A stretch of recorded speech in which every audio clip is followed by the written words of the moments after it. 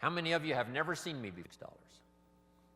So that's philosophy number one. Wait for the government to change the minimum wage. You say, well, that might take too long. Is there another philosophy? And the answer is yes. Okay. Here's the second philosophy. Wait for the company to pay you $6 an hour. Right? You get a review how often? Every 6 months, let's say. You missed it. You waited a year. Maybe you didn't make it then. You say, wow, no telling how long.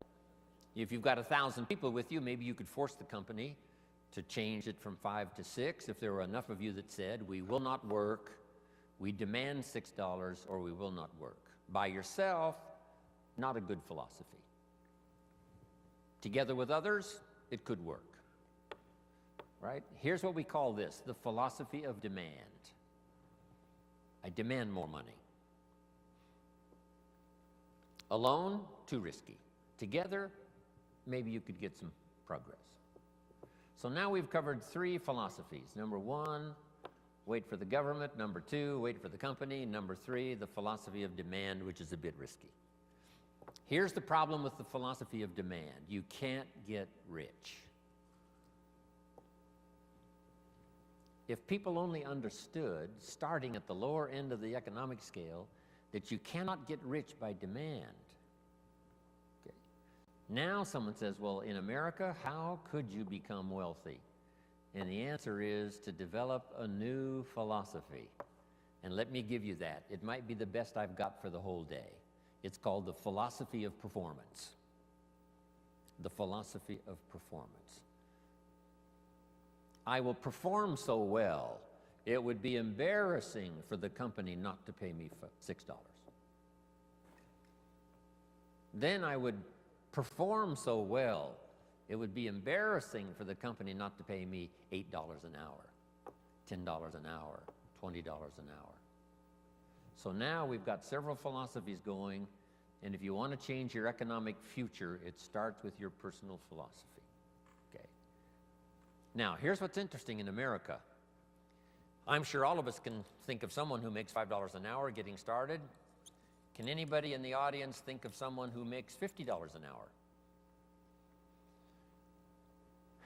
Do you happen to know anyone that makes $50 an hour? Anybody know somebody that makes about that much money? So jot this down now, because you've got to teach it to the children, because they're not teaching this in the ordinary schools. It's possible in America to multiply your income by 10. If you take nothing else home economically to pass on to your children or to someone else, just take that phrase home. Jim Rohn taught us it's possible in America to multiply your income by 10.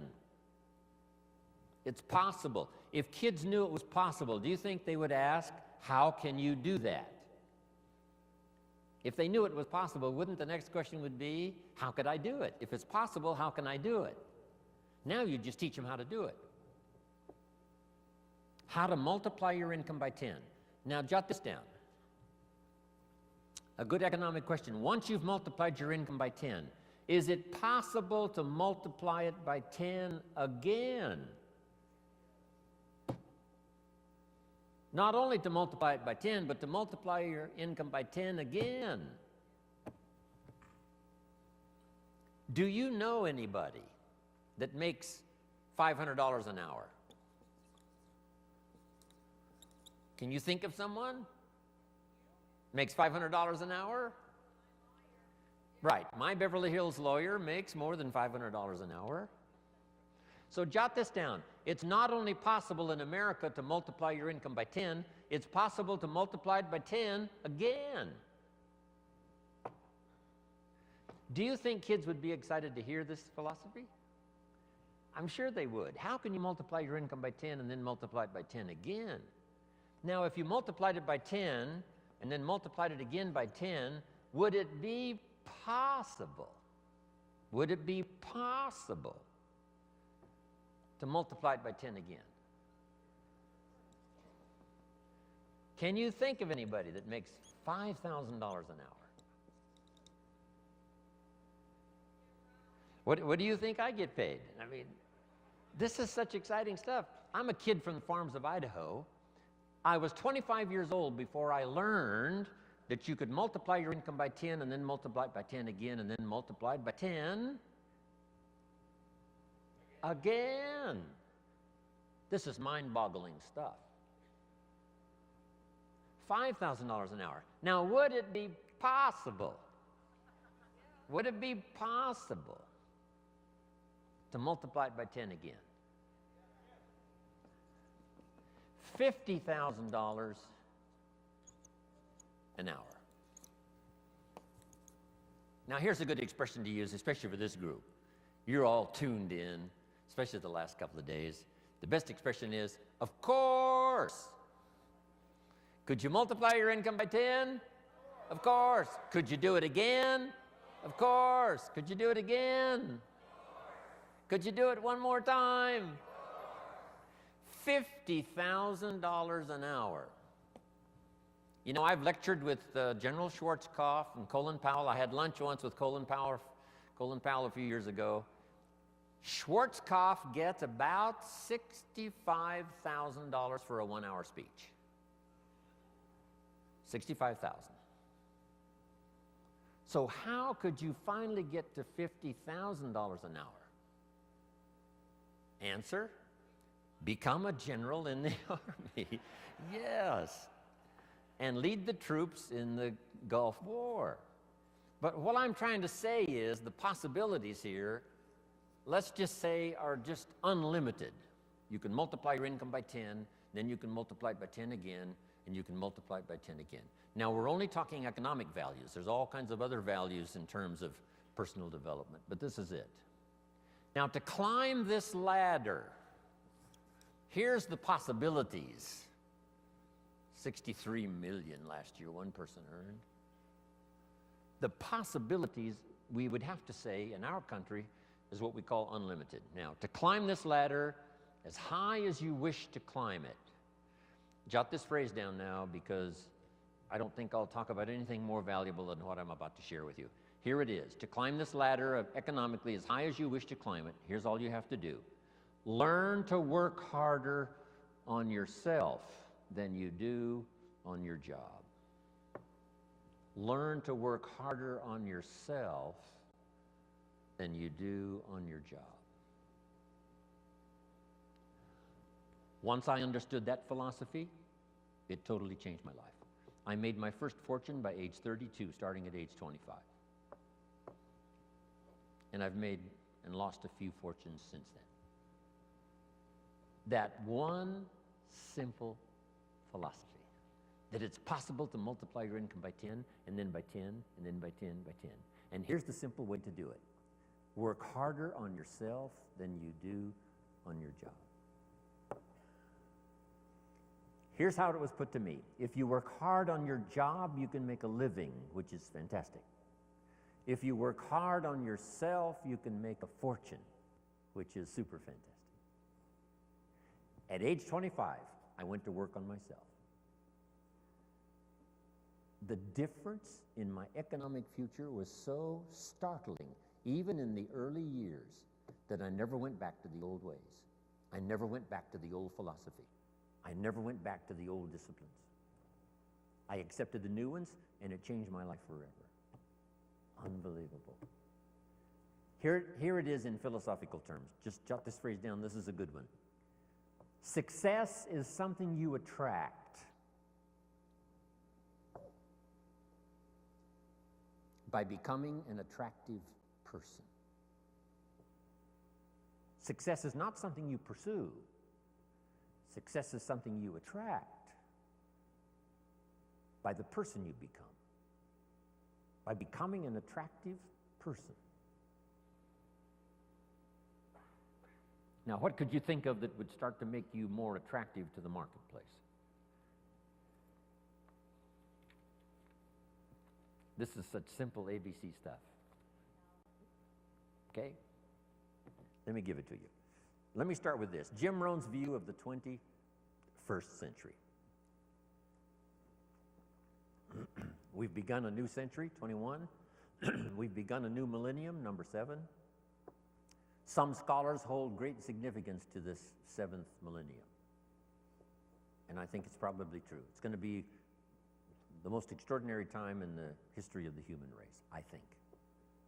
And these opening years now of the new millennium and the new century, how could you take advantage of this extraordinary time in human history and make for yourself an extraordinary life? Because it's all possible. So jot this little quote down now. It's one of the best I've come up with, I think, lately. And I'll just quote it slowly so you can jot it down and take it home. Here it is. From testimonials and from personal experience, we have enough information to conclude that it's possible to design and build and live an extraordinary life. From testimonials and from personal experience, we have enough information to conclude that it's possible to design and build and live an extraordinary life. I'd like to have you think about that, not just here, but even after you've gone back home. Think about it at least often enough to say, I think that's true.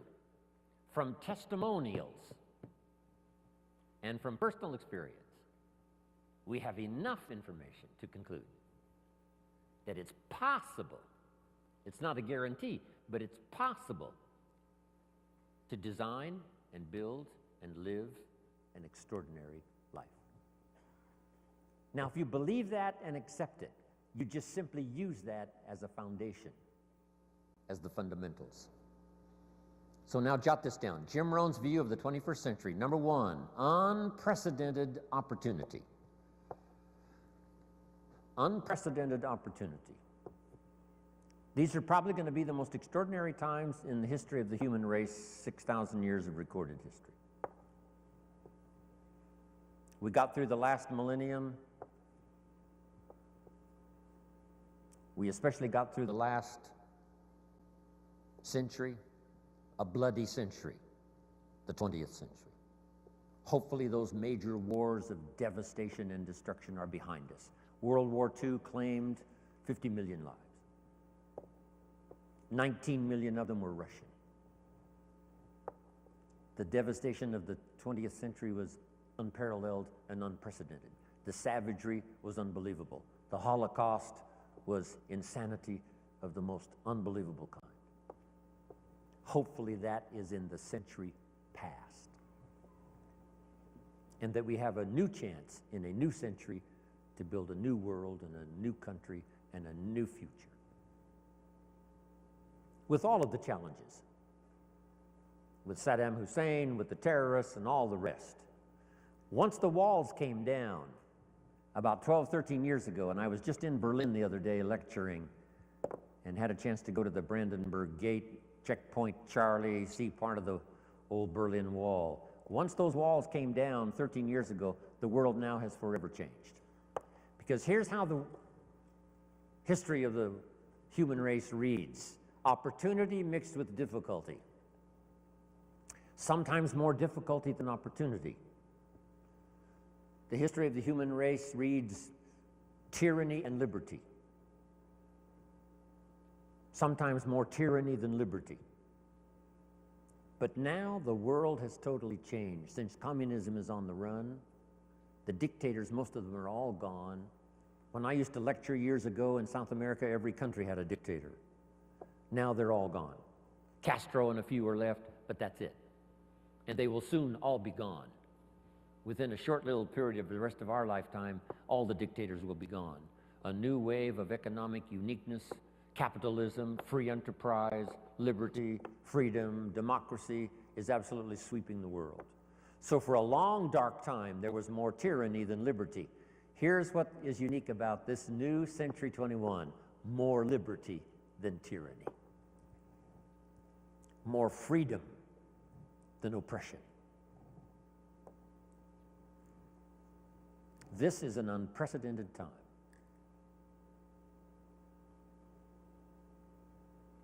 Unbelievable opportunity. We have the technology to accomplish the most incredible things. We pick up a telephone now and talk to somebody on the other side of the world with ease. It's incredible. We fly, we've got transportation. I get on an airplane, 13 hours later I'm in Hong Kong. 5 meals, 3 movies, and you're there. I mean, it's unbelievable. I leave at 7:30 this evening to fly all night to Orlando to speak to another group tomorrow in Orlando. It's amazing. With the jets, you can cover the world. I fly the Concorde, 3 hours London, New York. If you fly the Concorde, you can see 2 sunsets in one day. If you're in London when the sun goes down, you fly the Concorde to New York, you watch the sun go down for the second time. I told the group at our little breakfast meeting this morning, if you fly the Concorde due west, the sun comes up in the west. If you haven't tried that, you must try it.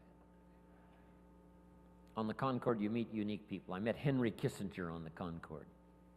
Henry said, I had breakfast in Paris, I'm having lunch here in London, I'm having dinner tonight in New York. If you fly the Concorde. Before his accident, I met Christopher Reeves a couple of times on the Concorde.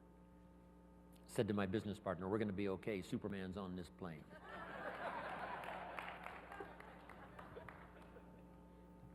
This is unprecedented opportunity now, the 21st century and the beginning of the 7th millennium. These are extraordinary times. Now here's number 2. However, keen competition. World competition. We're dealing now with Iraq. A big part of it is competition. Hopefully the nations of the world will settle a big share of their differences so we can develop unique economic, social, personal prosperity for the future with limited conflicts. No more horrors, no more holocausts, hopefully. But with the human race, you always have to keep your fingers crossed. Who knows?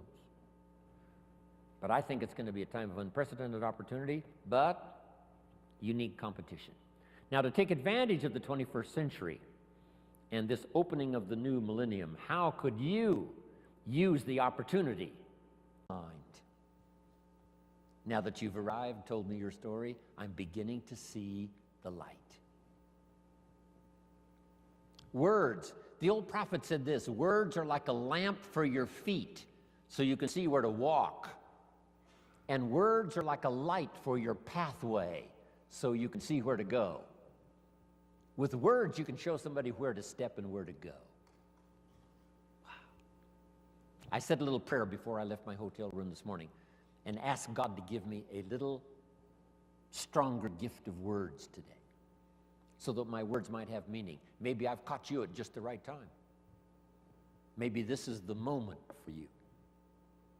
And if I can say something uniquely enough, using the English language best as I can, words are sometimes clumsy when you try to express what's going on in your head, let alone your heart. But if I can do as good a job as I possibly can in the session we've got this morning and then again this afternoon, by the time I'm finished, maybe my words will help turn on another light for you. And you'll be able to see the possibilities better than you've ever seen it before. You'll be able to see yourself more successful than you've ever envisioned it before. If I can wisely say good words. Now I've put communication in 3 parts because all 3 of these parts now help me make more fortunes. Here's the first one. It's called training. Training is simply showing somebody how to do the business, how to do the job. If you get good at that, the pay is incredible, whether it's your own enterprise or whether you work for someone else. Training pays big money. Here's the next one, teaching. And I've divided the 2 just to make the point. Teaching is more teaching life skills. Teach somebody how to set goals. Gary mentioned, right, making the list and checking them off. Today he gets to check one off. Jim Rohn arrives in San Jose, Santa Clara. I'm so excited about that. Teaching leadership. teaching management, teaching how to become powerful, gifted, influential, teaching father skills, mother skills. I've now, the last 15 years, learned grandfather skills.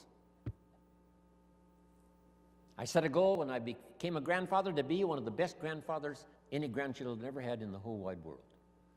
I practice it. I think about it. How to use my newfound life as a grandfather and learn every skill possible to dazzle my grandchildren. I'm one of the best.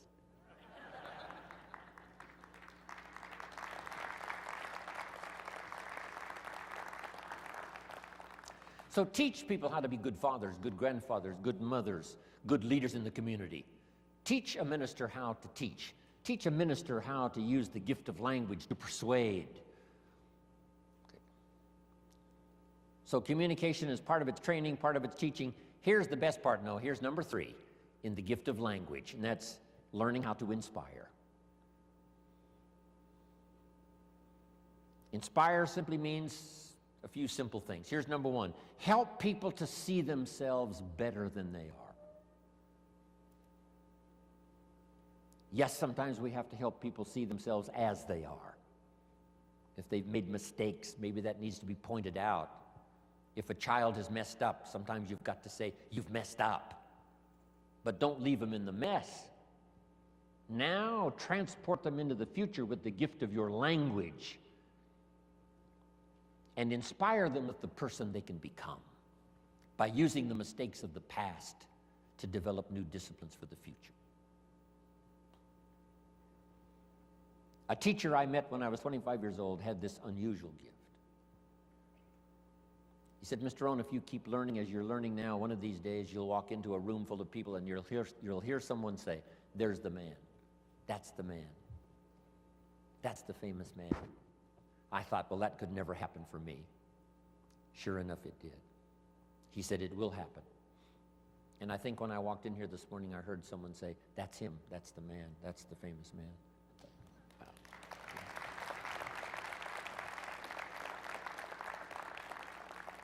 You must transport your children into the future.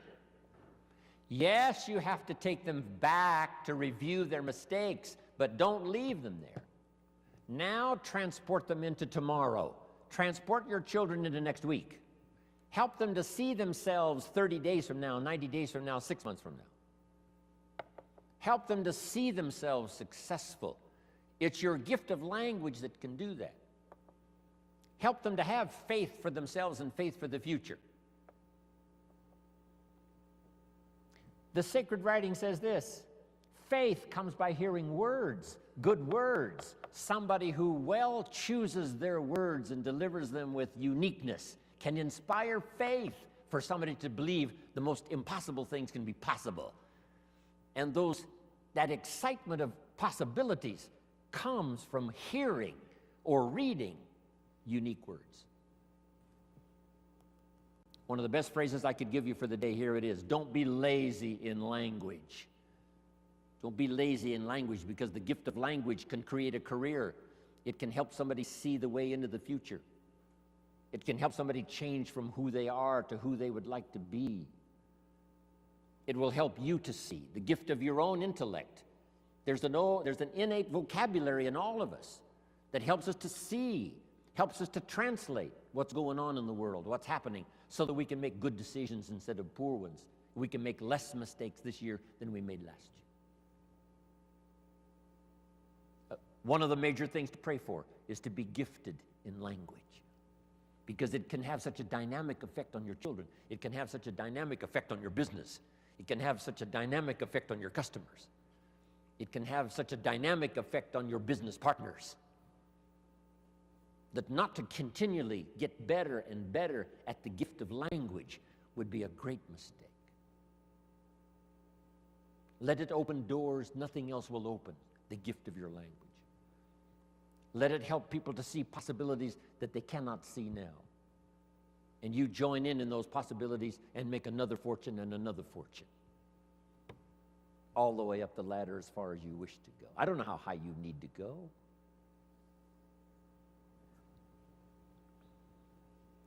What were the instructions given to the first couple after the garden experience, Adam and Eve, according to the storyteller?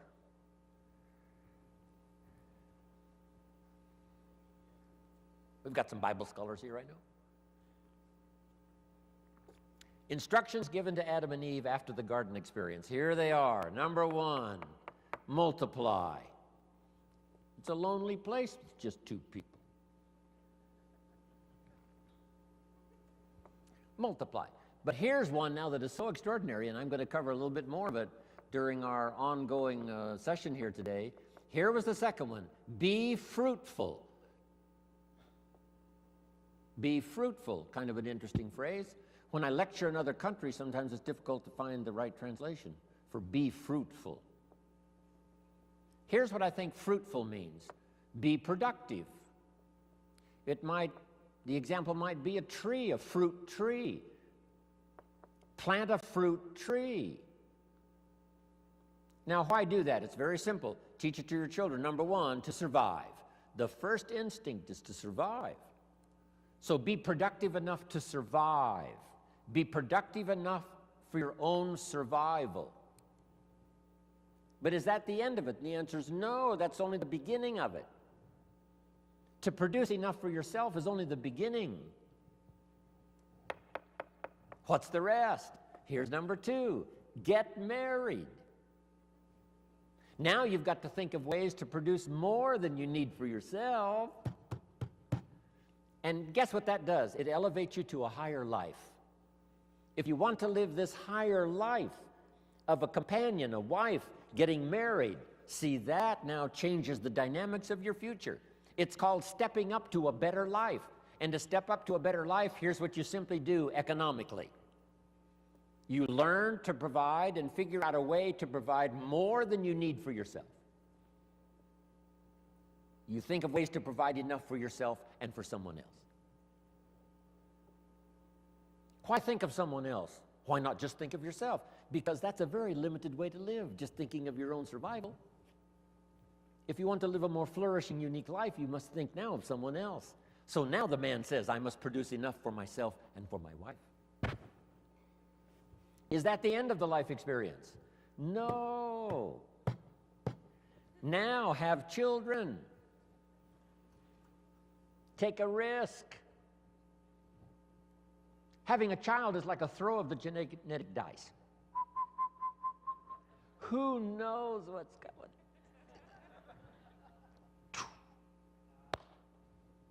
See what happens. But now a man who now wants the experience of having children must now think of ways to produce enough for himself and for his family. Someone says, why do that? Why not just take care of yourself? Because that's such a beginning way to live. Survival is okay, but it's not the good life. Now take it a step further. Jot this one down. A man now figures out, because he's learned now, he's experienced, and he understands what life is all about. Now he figures out how to produce more than he needs for himself and for his family. Just jot the word down, more. Keep thinking more. How could I produce more than I need for myself and for my family? Someone says, why do that? And the answer is to live a higher life, because now you can be generous. Now you can support worthy projects. Is that it? No. Here's the next one. To produce much more than you need for yourself and for your family. Someone says, why do that? And the answer is to live this higher life.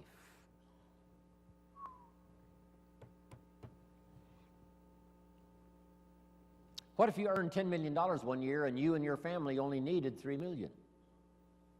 That would probably take care of the average family, $3 million. Some families are more expensive than others, but let's say $3 million would pretty well take care of most families. But you made $10 million, and you and your family only needed $3 million. Now you've got $7 million to give. Wouldn't you like to live that kind of life? Someone says, why do that?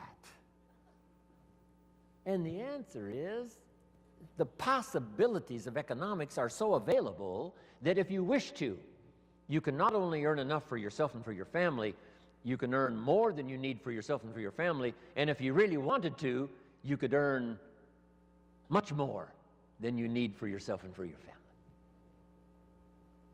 Wow. Is that it? Let's take it one step further. Just jot this phrase down. Figure out a way to earn far more than you need for yourself and for your family.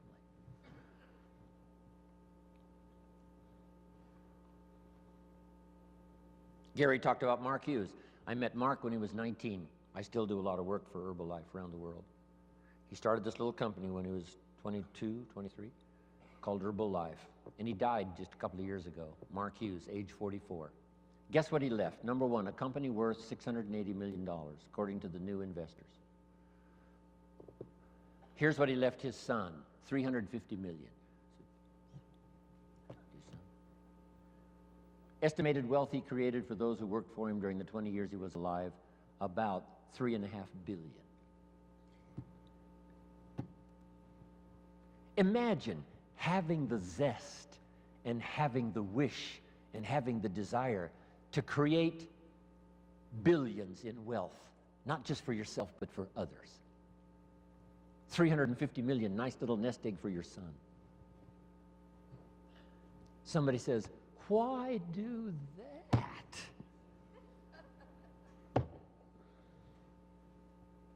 Can you think of the best answer ever? Jot this phrase down. Why not? Right? What else are you going to do? Just hang in there until the bitter end? No. Why not see how far up this economic ladder you can possibly go to see if you can't live an extraordinary life? Not just an ordinary life. That's okay. Survival, that's okay. You and your family, that's okay.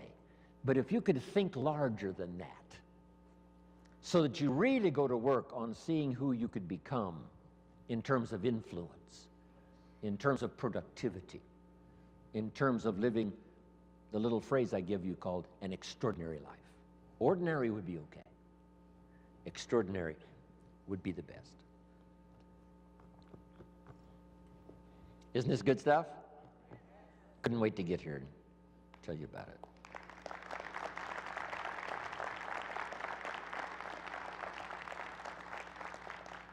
I could hardly wait to hear what I've got to say today.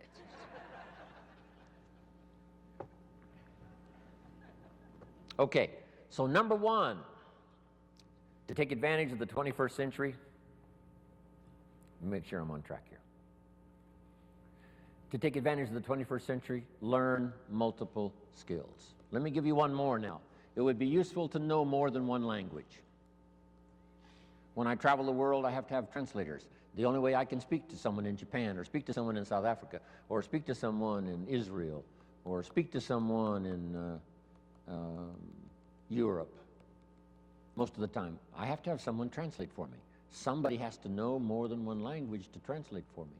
And their gift of knowing more than one language makes them uniquely valuable. So that would be another wise idea. Learn more than one language. And number two, learn more than one skill. Number two, learn more than one language. When I was growing up, my father spoke German. He was German, but he never taught me German. I could have learned it. My mother was English, but she spoke French, but she never taught me the French. When I was growing up, they said, you know, leave the old world languages behind. This is America now, English, English, English. Now we know much better. My parents, I could have learned 3 languages as easy as one growing up. So, if you think the time has passed for you to learn that second, third language, make this note now. It's one of the best for the day. Give it as a gift to your children. Encourage them to learn the second, third language, as many as they can learn. I asked a teacher one time, how many languages can a child learn? And she said, as many as you will teach them. They don't lack curiosity, they don't lack capacity, they only lack a teacher. Don't let your child develop 10% of what they're capable of. Don't let them develop 15% of what they're capable of. Give them the opportunity to learn as much percentage as possible of what they're capable of. And for yourself. So, multiple skills, multiple languages. Now, what's the rest? Taking advantage of the 21st century. Jot these notes down. Have you got this? Don't want to erase it if you haven't got it.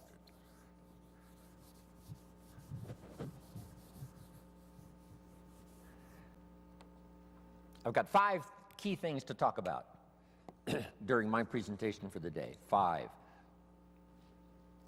good basic ideas. These are called basics, fundamentals. And it's interesting that I only have 5. How many fundamentals are there to anything? Here's a good phrase, just a few, meaning anybody can learn them. There's just a few fundamentals to being healthy. If someone says, I'm going to teach you the 50 fundamentals to good health, you say, well, that doesn't make sense. There's not 50 fundamentals to have good health. There's just a few.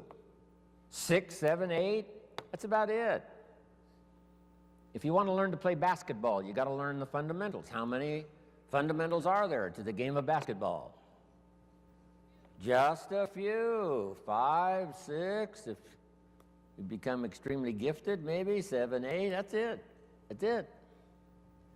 Now here's what's interesting also about fundamentals and basics. There's no new ones. I mean, this stuff's been around for a long time. So beware of someone who says we've got new truths. Say, no, truth is old. It can be, more of it can be discovered, but there's no new truth. If someone says, I'm manufacturing antiques, wouldn't you be a little suspicious? Say, no.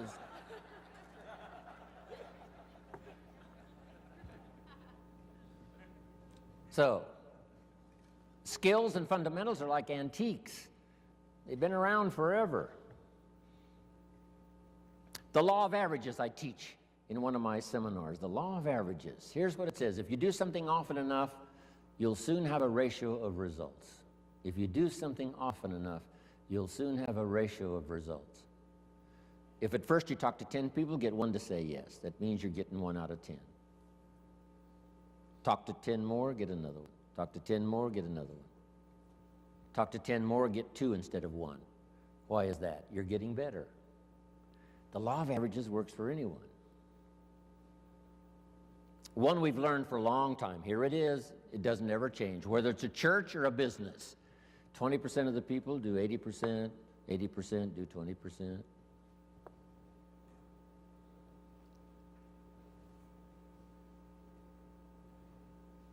So here's what I learned in time management. You can spend 80% of your time with the 20%, not the 80%. You spend 20% of your time with the 80%, 80% of your time with the 20%. You just have to learn. And these fundamentals now have been around for a long, long time. The 80-20 rule.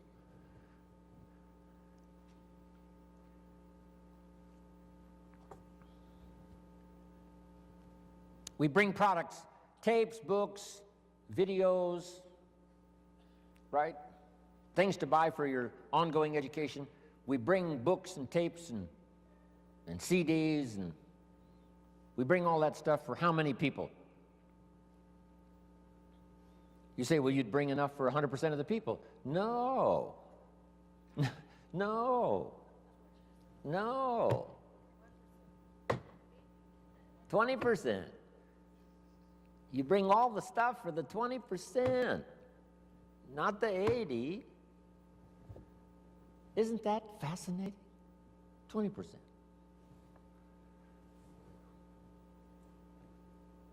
It's fascinating, people's different reaction to the same presentation. Someone walks out of my seminar and says, wow, I'm going to go change my life. Someone else walks out and says, oh, I've heard all this stuff before. Same seminar. It said the first day the Christian church was started, first day, the speaker, Peter, got up gave this classic presentation to a multitude, vast number of people. And what was interesting was when he finished, the reaction to his presentation. It said some of the, I think there were thousands. It said some of them laughed at him. And I thought, why would they laugh? He seemed sincere to me. And it said some of them mocked him. And I thought, why would they do that? And I found out they're the mockers. That's what they're supposed to do. And the laughers are supposed to laugh. It said some that heard this magnificent presentation didn't know what was going on. And they're easy to spot. They're usually saying, what's going on, right? I mean, they don't know what's happening. But then it says this, some that heard believed. And the number that believed was about 3,000. Didn't give us the total, but out of the total, 3,000 said, hey, this is good enough to follow. So that's life. Once you learn the percentages, right? It's called the law of averages. It's one of the best studies. It's in some of my CDs and presentations. But now, let's talk about the fundamentals of life, the fundamentals of success. There's just a few. They're basic. It's like ABCs, which I deal with primarily, ABCs. So let's go through them. Here's number one. We've talked a little bit about it by way of introductory. It's called, one, your personal philosophy.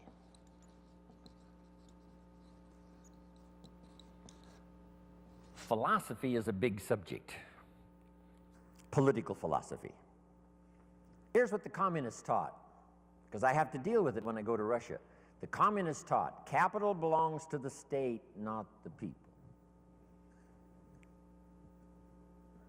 We've taught all these years what? Capital belongs to the people, not the state. Wow, what a difference in economic philosophy. The communists said, people are too dumb and stupid and greedy to know what to do with capital. So you got to take capital away from all the dumb, stupid, greedy people and give all the capital to the all-wise, all-knowing state. And let the state run everything, and let the dumb, stupid people show up for their work assignment. That was the philosophy of communism. They devastated every country they touched with that philosophy. I was just in East Germany. Guess what it's taking just to clean up East Germany after the communists left? $1 trillion. They've spent $500 billion already, and they got another $500 billion to go, just to clean up one country devastated by such a philosophy. Capital belongs to the state, not the people. Wow. The consequences of philosophy are unbelievably either on the good side or on the bad side. Now, personal philosophy. You know, there's religious philosophy and spiritual philosophy, and there's economic philosophy and social philosophy, okay? Economic, political, all kinds of philosophies, right? Where did we come from, and where are we going, and what is the meaning of life? Right? Philosophy is a big tent with many different divisions. But the one I want to talk primarily about today, and then expand from that, is your personal philosophy. So jot this down, one of the best notes for the day. Each person's personal philosophy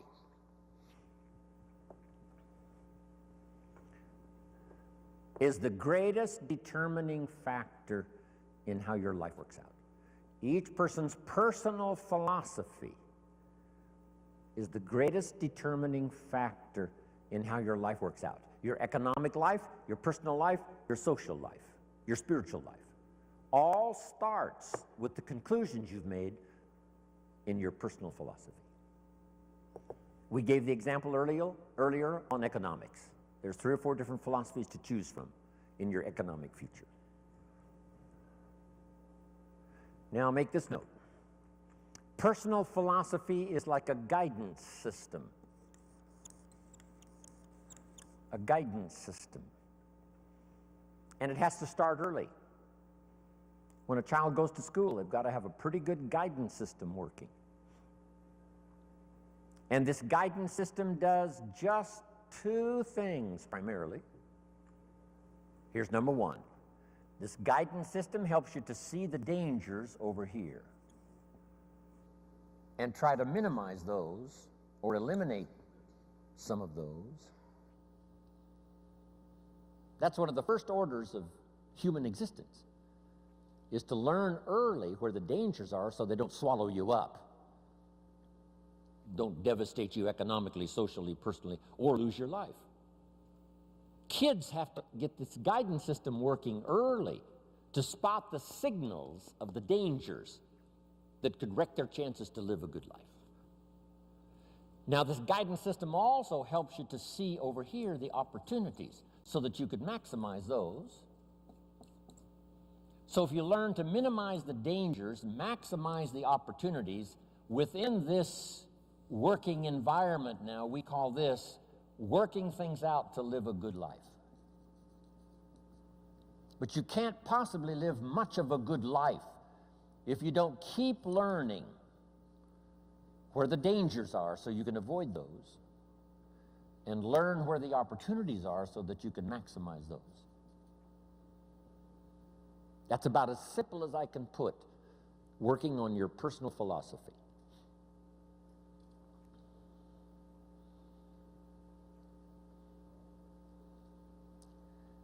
Now, why is it this way?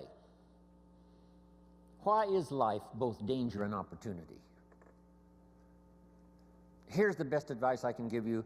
The storyteller probably gives us, more to think about than in detail. But here's what it seems like. And that's one of the best phrases to use if you're going to make your studies and try to come to some good conclusions. It seems like God wished to create for the humans he made a great adventure. Seems like. According to the storyteller, it seems like God wished to create a great adventure for the humans he created. That's the best explanation I've got, seems like. And it seems like God's always wanted some kind of adventure. It said when he was alone in heaven, according to the storyteller, he created all these angels. That must have been fun. Doesn't say how long it took. Doesn't say how many. But evidently, he sought adventure. Part of the adventure, I guess, in those early times before the creation, was in heaven with the angels he created. Now then, he also creates an angel that's the best and the brightest of the angels, called Lucifer. And so begins, according to the storyteller, one of the great adventures of all time. And along the way, the idea occurred to Lucifer that he could take over God's place, become God in his place. And he persuaded, according to the storyteller, he persuaded a third of the angels to go with him on this insurrection. So begins an unbelievable adventure. Seems like that's what God wishes, some great adventure.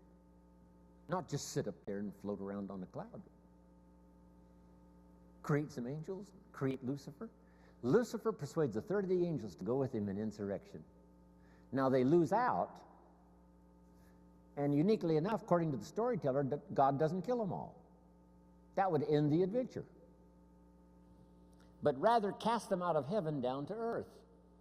And so now continues this unique story of Lucifer and the third of the angels now cast to earth, creates another adventure. Interesting. The Bible is such a fascinating book, giving us seemingly, what God delights in, and seems like God delights in creating this unique adventure.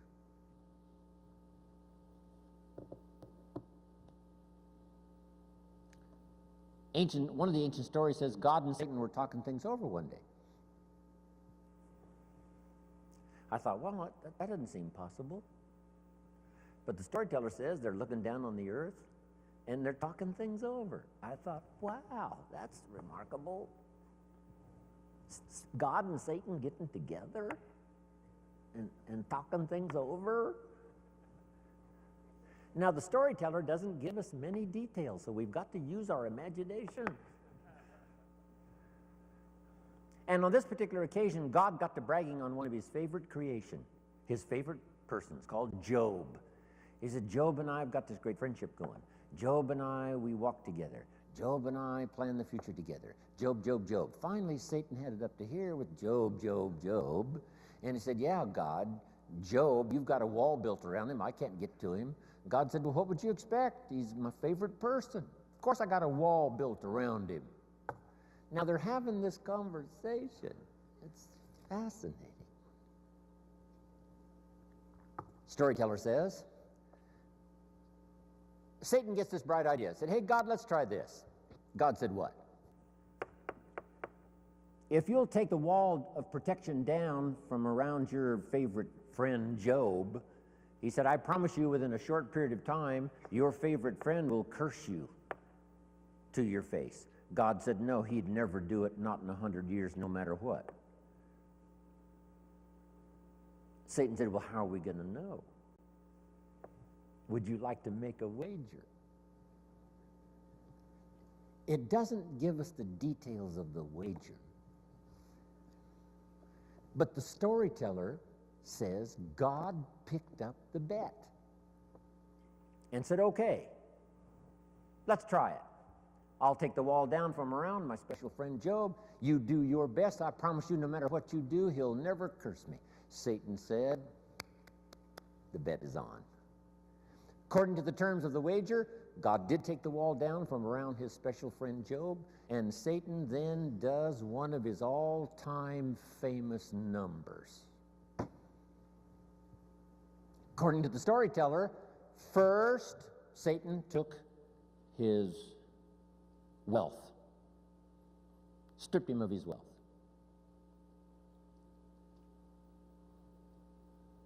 Satan said, that'll do it. Where's your friend God? He didn't curse God. Satan said, well, number two, took his health. Blow number two. Surely now he'll curse his friend God. No. Blow number three, and the worst, took his family.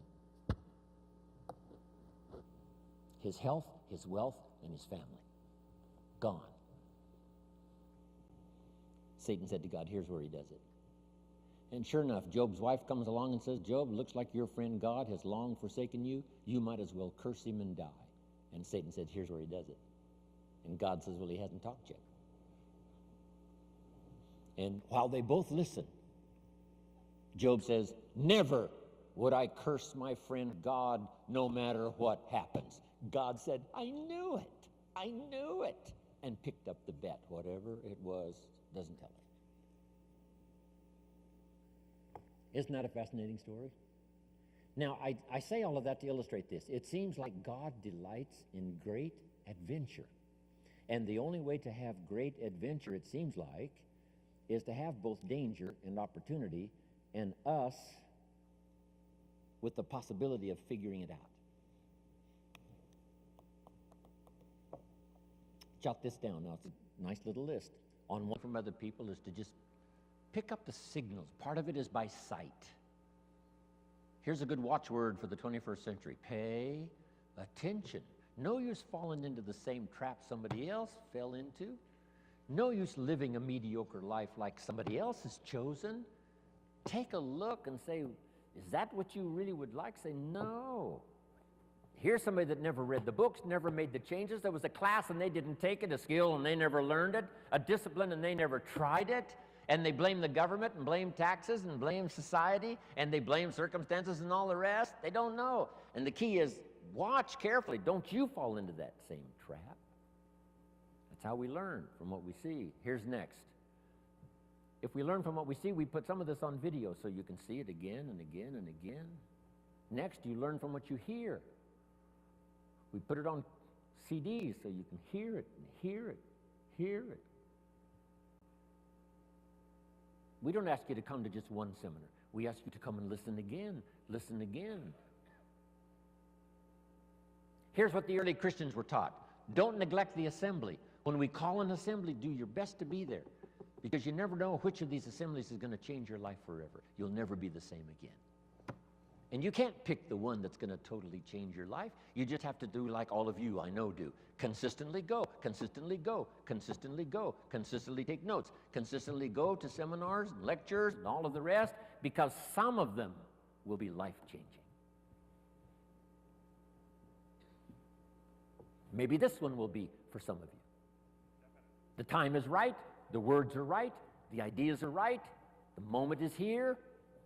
We don't know. We just come as many times as we can, be affected by as much language as we can, and see what that'll do for our sight and our ambition, our willingness to develop skills, be a leader, influential. Here's the next one. Be a selective listener. Don't just load up on stuff that isn't going to count. We all need a little humor, but not that much. Life is a pretty sober place. It's life or death. It's success or failure. It's flourishing or mediocrity. This is a serious matter. So, make sure that what you listen to gives you the full range, a good diet of things to listen to.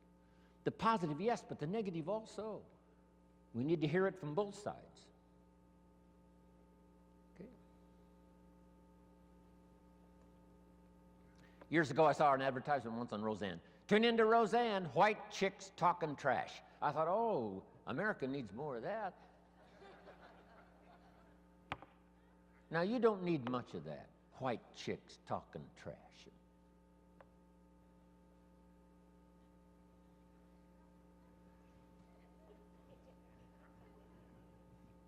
Here's a good note. This is a good one. My teacher taught me when I was 25, stand guard at the door of your mind. Stand guard at the door of your mind. And you decide what to listen to, what not to listen to, how much time to give to what.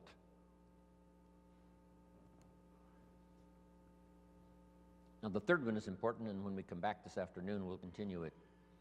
But here's number 3. Read all the books.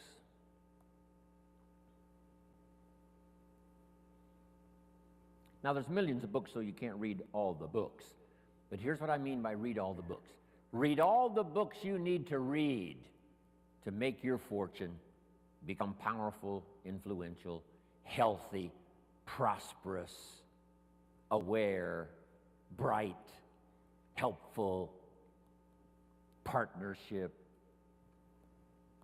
father, mother, grandparent. Read all the books you need for your life to flourish and become the best it can possibly be during the course of your lifetime. Read all of those books. Don't be short on that list. My library certainly won't do it. I've only written 4 or 5 books. I'm working now on my 5th, I think it's my 5th book. It's going to be for teenagers and college kids. And I think the title is going to be, Of Course Kids Should Pay Taxes. Of course. It's going to be an interesting book on capitalism, because I teach capitalism now in Russia in very simple form. I might give you a couple of notes on that when we return. I teach kids how to have 2 bicycles, one to ride and one to rent. I mean, it doesn't take long to get into business and make a profit. Here's what changed my life and helped me make my first fortune. Jot this down. The philosophy that helped me make my first fortune. Profits are better than wages. Once I understood that, it was hard to sleep nights the first year. Profits are better than wages. Wages make you a living, which is fine. Profits make you a fortune, which is super fine.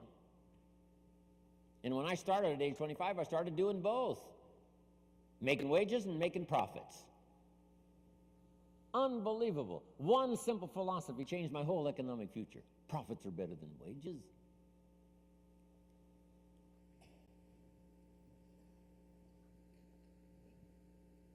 Read all the books necessary.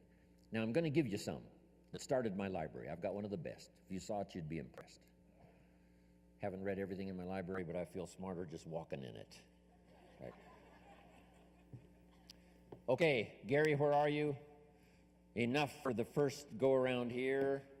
We'll be back this afternoon with some more. Thank you for your patience. Appreciate it very much. God bless. Amen. Ladies and gentlemen, Mr. Jim Ryan. Wow, thank you. Thanks, Gary. Appreciate it.